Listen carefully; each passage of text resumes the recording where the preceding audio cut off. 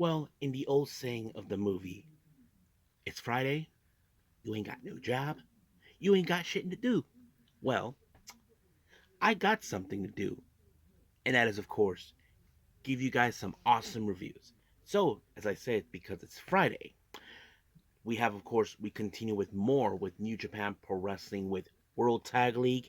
We are now in day 8 and focusing on B block matches only. And then, of course, TNA with their latest pay per view, Turning Point.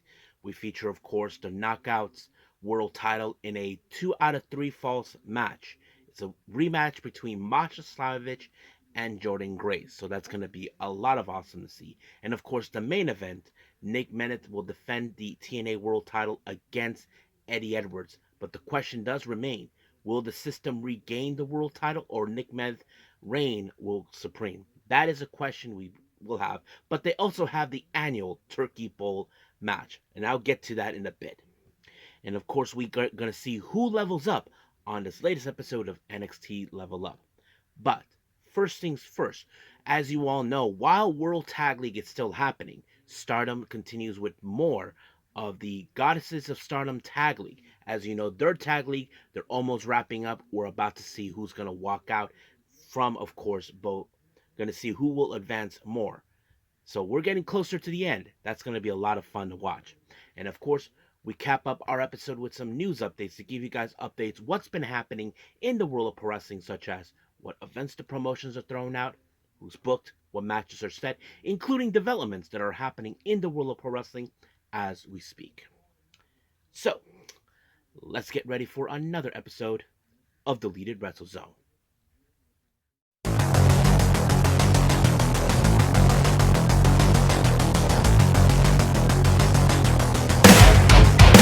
Are you ready? Get up, get up! Get up, get up! Get up, get up! Get up, get up! Get up, get up! Get up, get up! Hey everyone, welcome to Deleted Wrestle Zone, all things that's pro wrestling with AEW, NXT, New Japan Pro Wrestling, TNA, the National Wrestling Alliance, various promotions, wrestlers, matches, and championships. I am your host, J-Rod here. So, if you are new to the channel, welcome.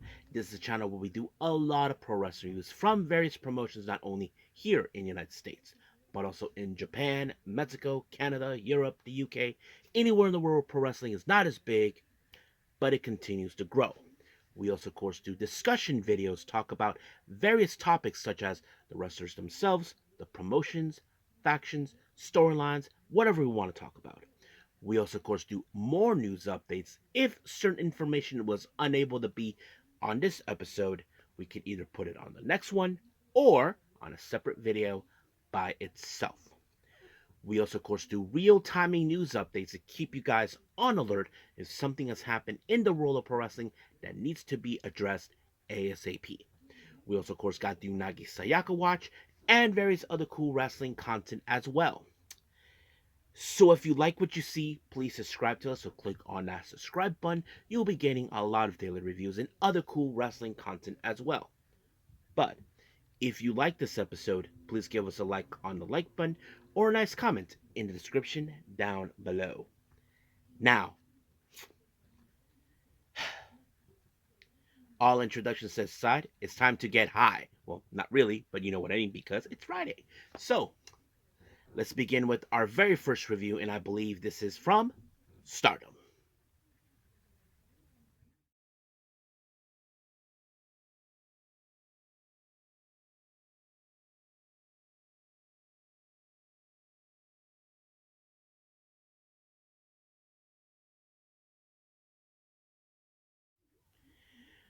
Okay, Stardom.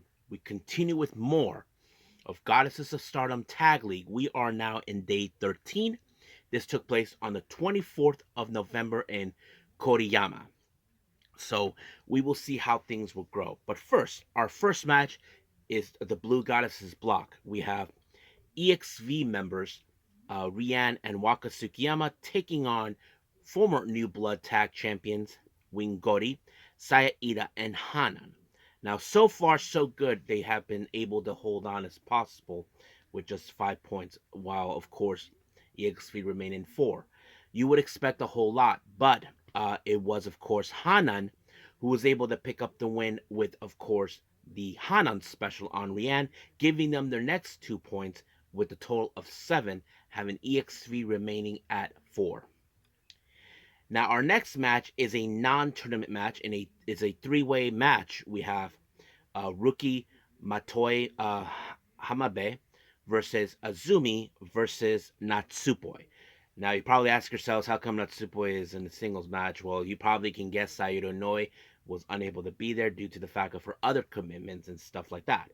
But nothing too fancy on this one. You got to remember, Azumi and Natsupoi are two of the most decorated high speedsters in Stardom. But of course, Hamabe, we can all agree that she is the weakest link due to she has the much lesser experience in this match.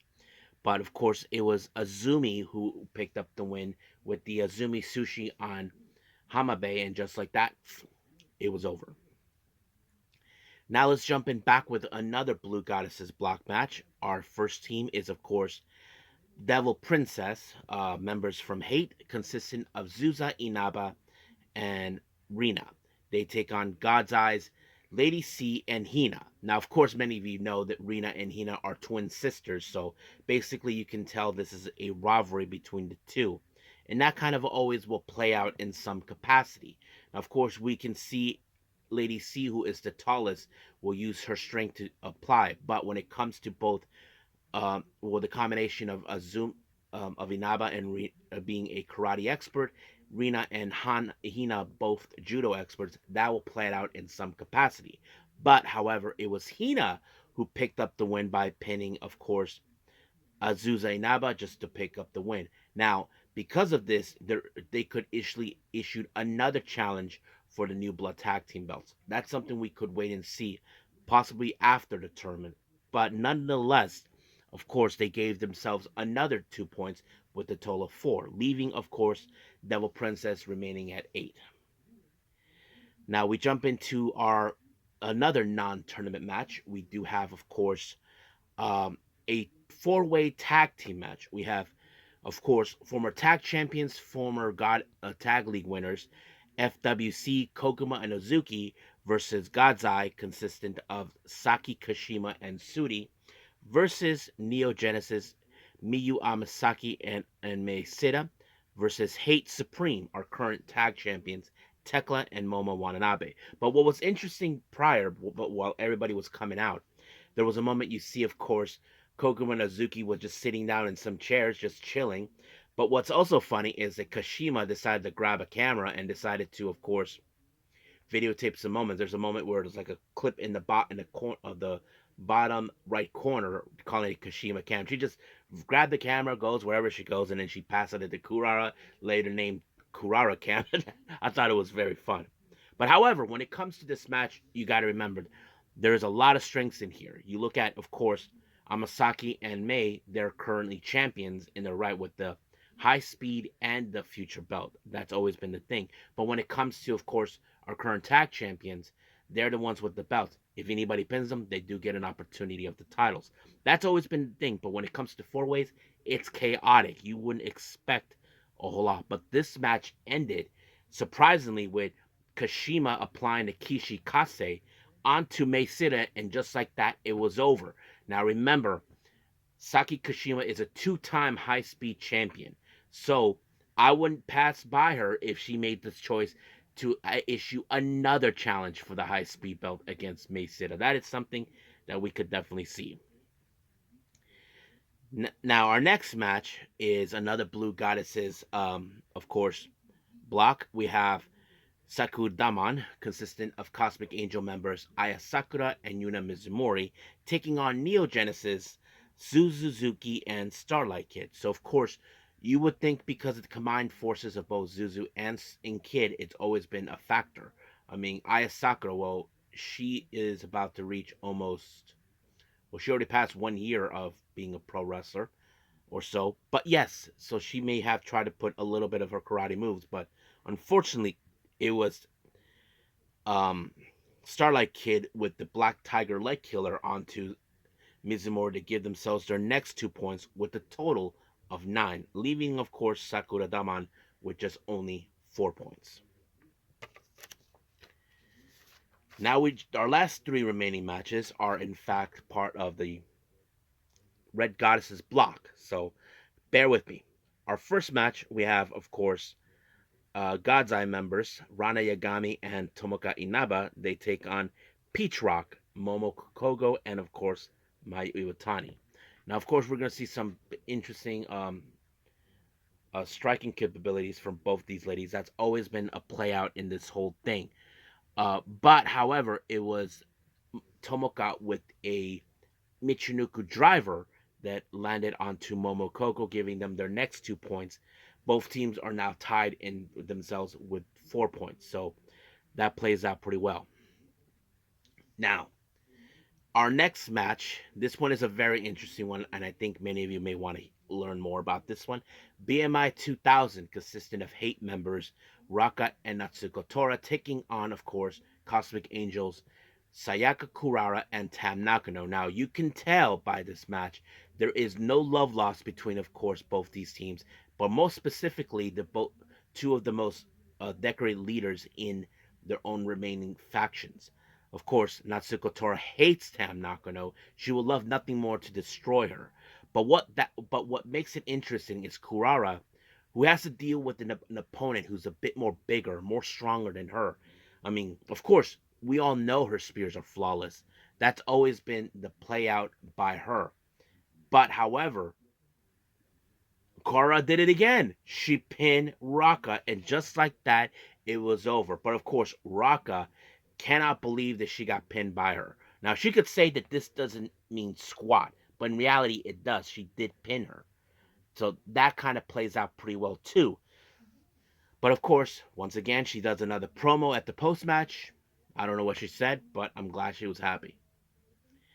As for our main event, we have, of course, Psy Queen, members of Hate, Sayaka Mitani, and Konami, taking on High Mate, consistent of EXV members Hanako and Maika.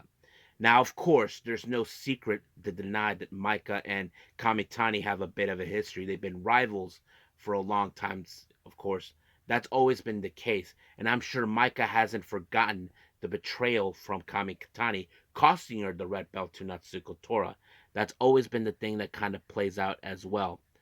But however, of course, many of you would think that this match would end by those two rivalries, that one of them will in fact walk out. But it was Hanako who picked up the win onto Konami. Konami was about to do a submission, but somehow Hanako was able to counter it and pin Konami. And I think that her training when she did her excursion last August here in the States, most specifically in Rudo's Jiu-Jitsu, which is where Shinsuke Nakamura trained, must have helped her out. So that played out pretty well in her part. Now I don't know what they said in their promo in the post match, but I'm sure we're looking at them as the team that could definitely walk out as, of course, winners of Tag League. But we do have another day that they will be. This will be the ones to determine who will walk out as in their respective blocks and face each other in the finals. But that's for another time. But for right now, let's end things here. Move on with our next review, and that is, of course, New Japan Pro Wrestling.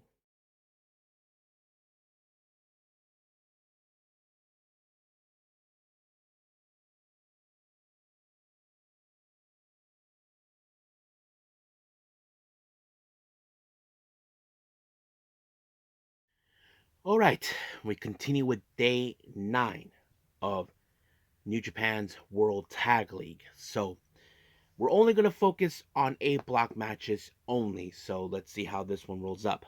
Our first match, we have Funky Sauce taking on Bishamon. Yes, now I think some of you may question how will this go out due to the fact that we know Funky Sauce have been on very occasions. We're lucky the first time. But the obvious question you ask yourselves, can they pull it off? Now that they're facing against a team that is a 2-time tag league winner. That's the thing that tells us to question. I mean, yeah, I mean, get it. It's always been like that. I mean, yeah, you look at Taguchi, who's always about having a bit of fun, which is no secret. But somehow Taguchi was able to pick up the win, pinning Yoshihashi, which was another upset, giving them their next 2 points with a total of 4, leaving Bishamon with 6. Now, does this mean they could potentially have an opportunity for tag team gold? Because this is a big deal. So we'll see where that goes from there.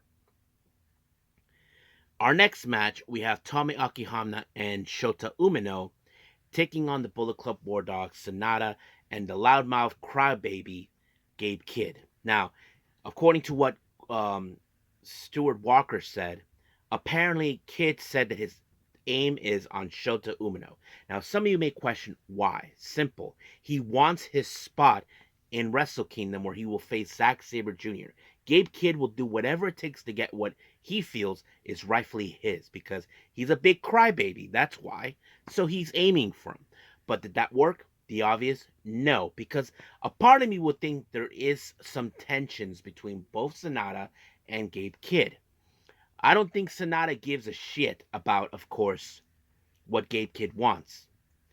But it was Sonata who picked up the win by applying the skull end onto Hamna, and just like that, it was over. But Gabe Kidd, on the other hand, he is displeased. He felt like, God damn it, it should have been me making the win. It should have been my opportunity. I should have got that spot. Well, too bad, kid. You can cry all you want, or should I say, cry me a river. Yeah, so that's why I call him the big crybaby, because he complains a lot. So basically, leaving Sonata and Kid, they leave with 6 points. As for Hamna and Umino, 4. Now, our next match, we have, of course, the other members of the regular Bullet Club, Chase Owens and Kenta, taking on former tag champ, no, Rohei Oiwa, and our current IWGP champion, Zack Sabre Jr. Now, of course, we know Zack Sabre Jr. is a bit clever, but we have given high praises to Oiwa the last time on day 7 for what he was doing. But, like any case from what happened, Chase Owens used the referee by grabbing him, leaving Kenta to low blow Oiwa, which really messed up. And then, of course, Kenta applied the GTS. Being a little cocky that he is, he thinks he walks away with it. So they do walk out with another 2 points with the total of 4, also leaving Oiwa and Zack with also 4. Now, our main event, we have the United Empires, Cal Newman and Jeff Cobb taking on LIJ's Yotasuji and Shingo Takagi. So this is going to be a tough battle because, of course, they're facing against Jeff Cobb. Now, Jeff Cobb and Suji has been headbutted in the past. Jeff Cobb blamed him for not winning the, of course, the G1 that was won by Zack Sabre Jr. But however, of course, this was a Hawks fight, if you probably can guess it. But in the end, a great combination of the Gene Blaster and Lariat by both Takagi and Suji onto Newman, and just like that, it was over. But it was, of course, Shingo that picked up the win, and just like that, it was over. So they do get their points. They're tied. Both teams tied with 6. So that's pretty much it. What took place in New Japan. We'll see how far they progress from here on out. But right now, let's move on with, of course, TNA's Turning Point.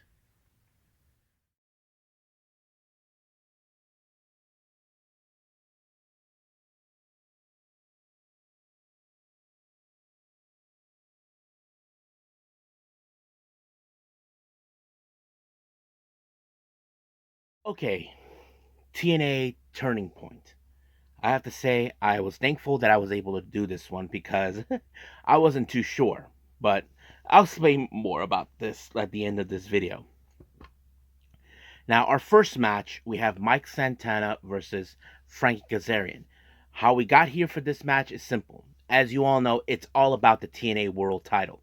Since Mike Santana made his return to TNA, that was his goal as well. Same thing with Frankie Kazarian, but Kazarian decided to take drastic measures. Now, recently during on an Impact show about maybe a week ago or so, Santana talked about that he wants to aim for this belt. But for Frank Kazarian, it's like, well, hold on there, buddy.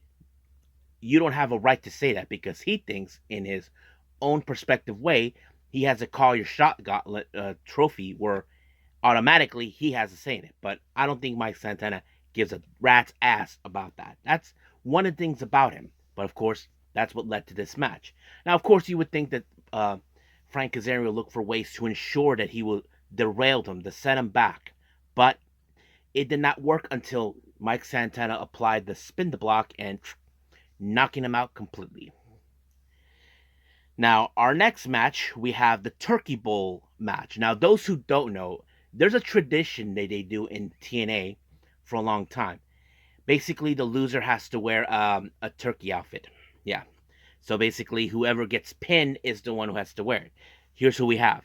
We have the most professional moron, Brian Myers, Eric Young, the loudmouth guy who thinks the world needs to give him everything, John Schuyler, Alex Hammerstone, Rhino, and Joe Hendry. So you probably can guess how this was going to play out. Well, there was, of course, a lot of chaotic, but it doesn't matter. I think the one thing that matters is who was going to be the one to go gobble, gobble, gobble. Well, I can tell you the person who ended up in that situation was Brian Myers when he ended up on the standing ovation and got pinned. However, he refused to get turkeyed, but however, it's not going to happen. Basically, Rhino, Joe Hendry, and Eric Young took care of him, but when they knocked him out, they actually put him in a turkey outfit. So people were calling him Turkey Myers. So I thought it was hilarious. Turkey Myers. Now, our next match is the TNA X Division title. Now, remember, Moose, as you know, is the current X Division title. Now, some of you think, oh, it's all about high flyers. No, it's about no limits, no weight limits or anything. So you can do whatever you want. But Moose uh, spoke about that he wants to make this title more prestige because in the back of my mind, I would have assumed that he would cash option C, which is, of course, a shot of the TNA World title, which has been done before. But it seems probably he wasn't looking for that. But he has to face against Laredo Kid. Now, it only took maybe 2 spears for Moose to put away Laredo Kid, and just like that, it was over. Our next match is a no disqualification match. Josh Alexander versus Steve Maclin. Now, their rivalry goes way back when, of course, when Steve Maclin decided to aim for the TNA World title from Josh Alexander, which of course was unable to due to an injury. And now it's like, okay, now they get the chance to do that. So basically, we know what happened to Josh Alexander. He was unable to regain the TNA World title in any way possible. But however, that he went and formed the Northern Armory, that sort of thing. But of course, this match, anything can happen. There were a lot of plunder that was used in this match. But the one thing that was interesting is when Macklin brought in a bag full of bullet casings, you know, the type of bullets you use on a gun. However, he used that when he applied a KIA from the top turnbuckle and just landed on the bullet casing, allowing him to pick up the win. So Josh Alexander loses while Steve Macklin gets his retribution. So that walks away pretty well. Now, our next match, apparently, this was supposed to be part of like helping Chris Bay. As you all know, he got hurt. We have Ace Austin. He teams up with the Hardys once again. They face against Kushida and Zachary Wentz. But however, it was supposed to be Kushida and the Rascals, but due to some circumstances, Trey Miguel was unable to be there. But Zach decided to call in someone, and he said he called him the Shaman. And when he mentioned the Shaman, I'm like, oh, I think I know who we're talking about. And that person was, bro. Yep.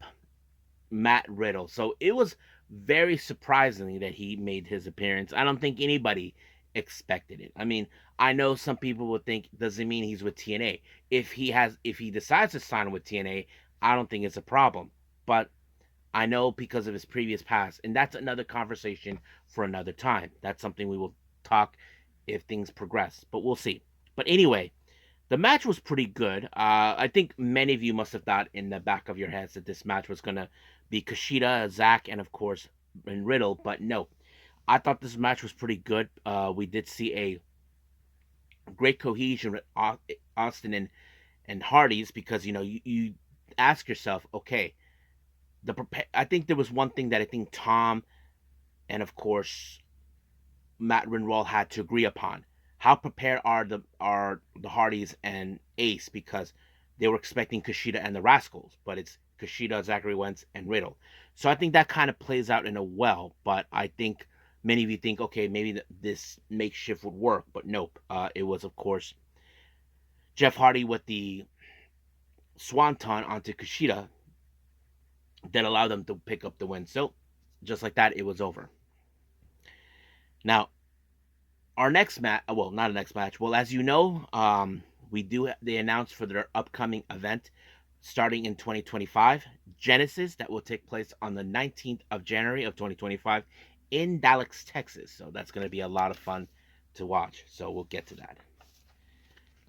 Now our next match is the TNA Knockouts World Title in a 2 out of 3 falls match. This was a rematch that Jordan Grace requested after losing the TNA World Title at Bound for Glory against Masha Slamovich. So Masha suggested, let's do a 2 out of 3 falls, which of course that's how it is.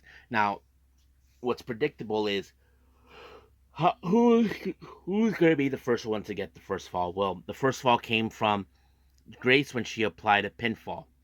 The second fall went to Masha when she applied the inside cradle, which is, of course, a much simpler move. And then, of course, finally, the third fall goes to Masha when she applied the small package power driver.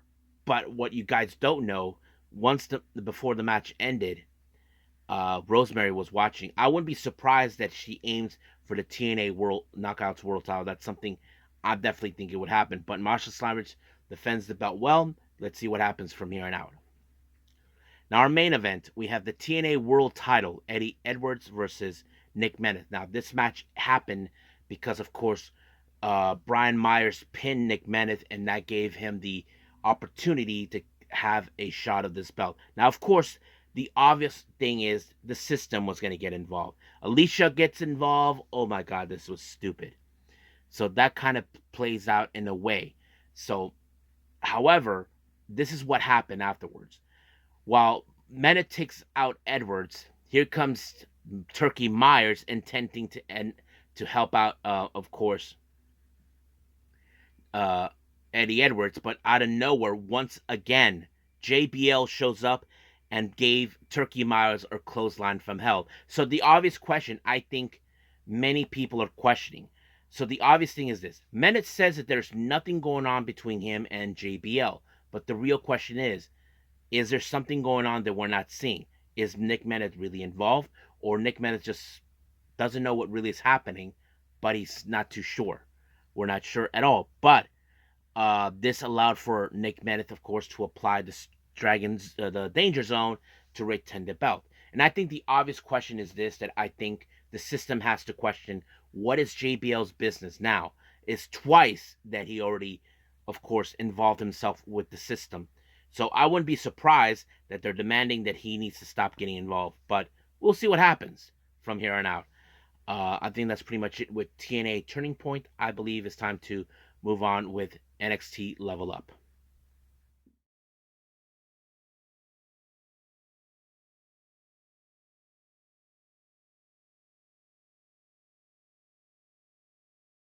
Okay, who levels up on this latest episode of NXT Level Up? Let's find out. So, our first match we have, of course, the Bayou Boy, Drake Mavro, hopefully I pronounced it right, facing off against Harley Lewis. Now, what I like about this is that these are wrestlers that we don't normally see on the actual NXT show, but I wasn't too sure where this is going to go. Sometimes when we see wrestlers like these, we just don't see exactly what they can deliver. But it was Drake who picked up a win when he does a big splash off the top turnbuckle. So I thought, okay, not bad. I mean, it felt like it was an actual good win, not the best win, if you guys know what I mean, but is a win nonetheless. Now, During an interview with Sarah, she conducted with Laney Reed. Now, as you know, Laney Reed for a long time has been cheating all through her matches, claiming that it's a win for her. But however, she ends up in a tag match against Layla Diggs and, of course, Tyra May Steele. However, she did not have any tag partners.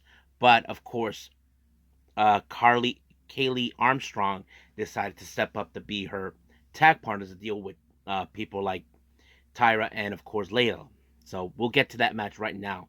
So you probably would think, okay, we know that Laney Reed has cheated her way through matches on multiple occasions. That would have been obvious in every possible. I mean, she's been doing that. But, however, this is a tag team. How can that be any different? I mean, yes. I mean, we have seen makeshift tag teams over time, which is not too, not, well, it's not uncommon when we see that. But you ask yourselves, how would that play out? Well, I have to say Layla applied a pretty good win on Kaylee when she applied a scissor kick, which is like the something we've seen with Booker T a lot, and that allowed her to pick up the win.